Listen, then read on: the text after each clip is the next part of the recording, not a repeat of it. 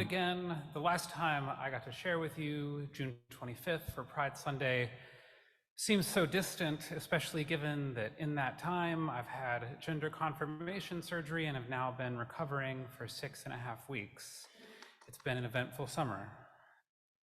And now we are fast approaching the end of summer and the beginning of our new congregational year. And as Spencer shared, we are approaching the arrival of our new interim minister. It's an exciting time, and with all of this on my mind, I wanted to share with you today about friendship and about community. I'd like to share a shocking piece of information with you. Once upon a time, I considered myself an introvert. Hope you can recover from this revelation. In fact, I thought that being an introvert was a really core part of my identity as both a teenager and an early 20-something. I knew I spent most of my time alone, and I liked playing video games a lot, and I felt withdrawn from the world. That seemed like check, check, check, introvert. And so because of that, when I took the Myers-Briggs personality test in college, I was classified as an INFJ. I ran with this classification and I researched everything about it, trying to understand myself as well as how to better take care of myself as an introvert. Specifically, I thought it meant that I needed a lot of time alone. But people also classified me as very friendly, so I often called myself a friendly introvert or an outgoing introvert, even sometimes going so far as to call myself an extroverted introvert. But strangely, no amount of downtime and alone time left me feeling fully recharged. Everything that I read about being an introvert hinted that this would help me to recharge and feel better. It wasn't until over a decade later, in the context of moving to Vietnam and having to make a whole new set of friends, that I realized that I actually recharged by talking to people, by meeting new people, and by being in groups and crowds. It turned out that I wasn't an introvert, I was just an extrovert with a bit of social anxiety. And it took confronting that social anxiety and moving away from this shame I had around being social to realize that connecting with others helped recharge me and helped me feel more capable of facing the challenges of life. And in reconnecting with others and building these new friendships in Vietnam, I began to build lasting friendships again. You see, the idea for this message came to me while I was in the hospital. I know, I was on medical leave, I shouldn't be doing any work. We can question how that went. But I was on day 2 of bed rest, still very intensely recovering, and I had a revelation. In the days leading into surgery and following surgery, I was surrounded and maybe even occasionally overwhelmed by hundreds of texts, emails, and messages that I had to sort through, wishing me well as so many countless visits from friends. It was hard to feel brought down by the pain when I was having so much joy interacting with so many people from so many different parts of my life, and by being able to share with them. So as I lay there, I texted Reverend Leonisa and I wrote, I think I have my theme for August 27th, friendship and community. Because in that moment, I had a vision of how critical friendship, connection, and community were to a healthy and a whole life.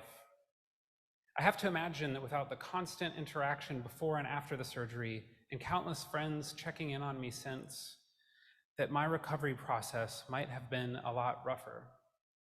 Because you see, whether introverted or extroverted, I believe, as Taylor Swift once sang, that it's nice to have a friend.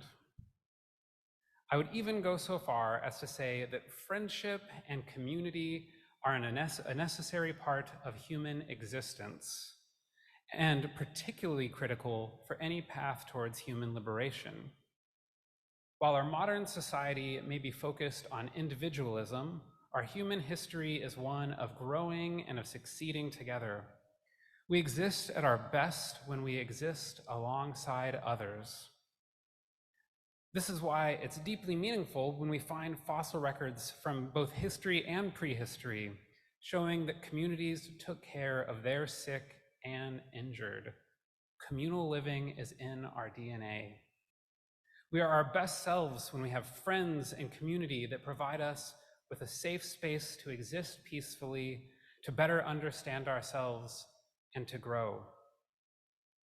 Many times through my life, when I've reached stages of burnout, I've had friends around to discuss what's going on so that they can help my brain to process and begin to heal from that burnout by sharing it with someone else.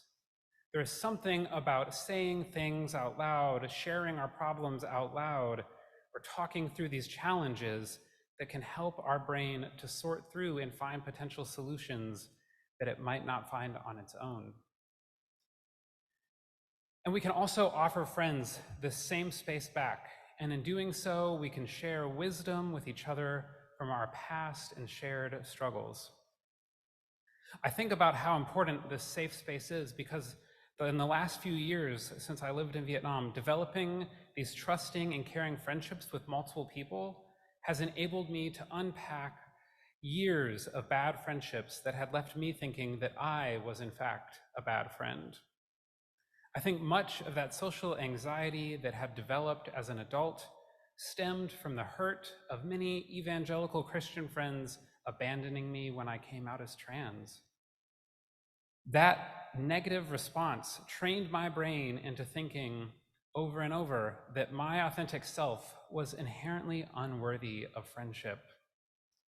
But in the years since my transition, I have fortunately formed many lasting friendships where I've been able to share my experiences, to share my authentic self, and where I have been able to realize that I am in fact worthy of friendship and community. The thing is, we all are worthy of friendship and community. We are all worthy of the space to share and be our authentic selves. Unfortunately, in this hyper-individualistic society, we are conditioned away from true and authentic connection. Rather, we are encouraged to develop parasocial relationships with celebrities who we will never know, something which I know I am guilty of. Thanks for playing Taylor Swift, Rob. Or we are turned against one another, seeing no one as able to be true friends, but everyone as potential competition. Or we're encouraged to see friendship as a commodity. What value can these friends bring to our lives? Or can this connection help me further my goals? I think about watching YouTube videos where they talk about leveling up your friend group because you need to make these connections to help you improve your career. Friendship is about more than just making these connections to further your own life. And social media, while it brings us closer in many ways, and I have so many amazing online friends, has also shaped friendship into being the state of constant knowledge of what others are doing instead of genuinely getting to know each other. Instead of friendship being a deep and meaningful connection, it's been turned into an online friend request as the mark for true friendship. But friendship is about so much more than just being able to see pictures of our friends when we log onto our phones. Community is about more than just joining or attending a group. Friendship and community require active participation, active dedication, and genuine care for the other to truly grow and be healthy. Recently, I've been reading about something called the Relationship Anarchy Smorgasbord. I know this is a big, weird-sounding word, but while relationship anarchy may sound like a strange term, it is about seeing all of your relationships in life as likely meaning drastically different things, and accepting that each of them having a different meaning doesn't devalue or prioritize any of those relationships. And this relationship anarchy is about being honest and communicative in these relationships about differences, boundaries, and expectations. The Relationship Anarchy Smorgasbord, which is a graphic you can find while Googling, list off many different types of connections and relationship dynamics. It asks you to consider what your relationships might mean to you. It includes things like, is there a professional connection, a familial connection? Is there power differentials that need to be acknowledged? Is there a romantic connection? Is it an exclusive relationship? But also, it encourages us to ask things like, how often do we expect to communicate with each other? Do we share any similar interests? Do we enjoy doing certain activities or hobbies together? Or even, what shared goals do we have? As I've read more about it, it has me thinking about the importance of having a plethora of different connections in our lives, because we all exist in so many different ways during individual days, during weeks, and during our whole lives. We are constantly evolving and becoming different people, and it's okay for us to have these different types of connections. And it's also had me reflecting on the importance of boundaries, acknowledging of differences, and acknowledging of expectations in community. And when I think about important communities in my life, Fourth Universalist is one of those communities. But I also have to acknowledge that I have a specific professional role in this community, and that comes with certain differences, boundaries, and expectations. In many of my conversations with members, friends, and visitors, though, I have seen how important this community is for so many others as well. It has held space for many of us in life's challenges. It has given spiritual nourishment when it was needed. And for many that I've talked to, it has given space to unpack past religious hurts. To me, there is something special about the Unitarian Universalist ideal of community. It is very unlike the other ways we gather in the world. Usually things that bring us together have a shared interest, like a TV show or a musical artist.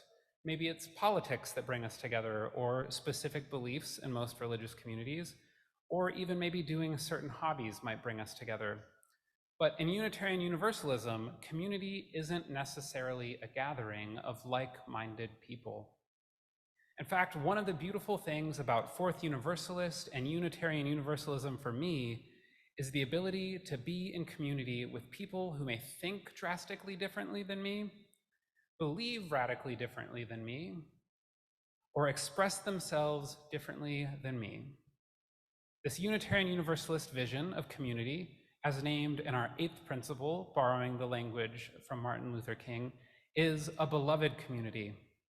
Beloved community is one where we can acknowledge difference, have boundaries, but be open with one another and grow together in shared justice, love, and respect. It's a community of seeing each other as equal and valuable in our shared humanity, no matter our differences. It's beloved community because it means adopting an attitude of love towards those we are in community with, whether that's a space like Fourth Universalist, or out in the world, or with our families or chosen families. And this type of community is something that exists by being cultivated through sharing. It's not something that we can force. One doesn't simply create a beloved community by hanging up a sign that says beloved community. No, it comes from genuine vulnerability, from feeling safe with one another, from knowing that we are in this community committed together for growth and honesty. Friendship and community are so essential for us as human beings, but to do this, it also involves us being able to open up to others. It involves us also creating that safety for them. It involves us giving care to others as much as they give to us. It is a beautiful dance of reciprocal love for the other who is outside of ourselves. And now, our community here at Fourth Universalist is at a changing moment, with the coming of our new interim minister and the beginning of the search process for a settled minister. And in this time, we are encouraged to intentionally dig down and discover what this community means to us, and to think about what we offer to this community and to each other, how we can grow together. It means analyzing and being honest about our priorities and seeing our areas for growth not as a deficit, but as a chance to love each other more deeply. Our lives are more whole when we are able to have vulnerability with others. Our lives are more enriched when they are filled with friendship and community. So I encourage you today to think about how you exist in community, how you exist in your friendships, and to see the chances that exist in your life to continue to grow by loving more deeply. Thank you. All right. Hi, everyone. My name is Benny, and I am the religious education assistant. I use she, her pronouns, and I recently just started. Welcome to Getting the Message. So I want to welcome the director of religious education, our own Ember Kelley, back and better than ever. And we want to go deeper and dive deeper into the theme of today. It's good to be here, Benny. It's good to get you trained on how to offer these interviews and get you all video prepared. But it's also weird to be on the other side of the one being interviewed. Usually I'm the one doing the interviews, but it's good to be here with you and with you all. So I wanted to ask you, Ember, what inspired the message today for you? I mean, so I talked about it a little bit in the message itself, that basically I was sitting in the hospital bed recovering from surgery, having people come by and visit me, tons of people texting me, checking in on me, asking how things are going. And I was like, wow, like having friends is a beautiful thing. And as a person who had some friendships growing up, especially that like looking back, they were very troublesome friendships. My parents were often worried for me when I was young too, because they're like, you should choose better friends that don't change whether they like you every single year. And so it was this moment of like really big healing for me to like have so many friends caring about me and checking in on me, and like such a community of people at Fourth U and at other parts of my life just like checking in on me. And I messaged Leonisa and was like, I know what I'm talking about, because up until that point, I hadn't really decided on what I was going to talk about. Fair. And it was, I remember when you were getting ready for surgery and everyone taking bits and pieces of, you know, what to bring you, which day to come. And that was beautiful, being able to see that type of friendship. All right. So is there anything that you drew from when making the message today? You know, I obviously like drew from my own experiences, but I am a fervent TikToker. It's true, it's true. And I definitely like there was a few things this week that like popped on about friendship, and I like saved them to watch again later. And then I had a conversation with a friend. I mentioned how social media has kind of distorted our friendships, and so I had a conversation with a friend about how, you know, social media has made it so that people think that someone that they just like send a follow request to that follows them back, that's now like a full friendship, and that friendship involves so much more than just like this, like I see you online. Like it's more than that, that you have to genuinely care. And so that also kind of inspired me in terms of things that I was drawing from, was some conversations with my friends, and like thinking about, yeah, it was a lot of reflection this week, which I'm also an astrology nerd. And with Venus in retrograde and Mercury in retrograde, maybe not like the most I feel great about friendship sort of energy this week. So it was good for me to really have to dig deep and think about what it meant to be a friend, even when all your emotions are maybe telling you that things are rough right now. Oh, that's beautiful. And I have one last question for you. Yeah. How many Taylor Swift references were in the service today?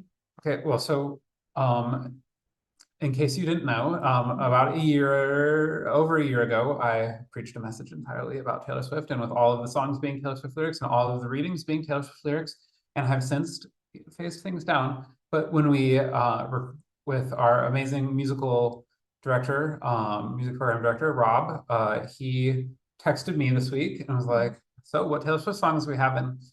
Because he knows that her music is important to me. And so he gave a few options, and I'm like, you know what? I really love the I'm only me when I'm with you, because that kind of fits the theme, that a friendship that you can feel safe around, community that you can feel safe in.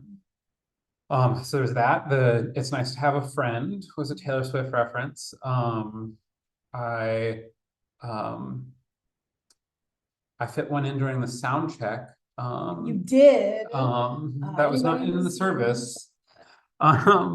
And we had a song playing beforehand. It's nice to have a friend, which is also the theme of the service.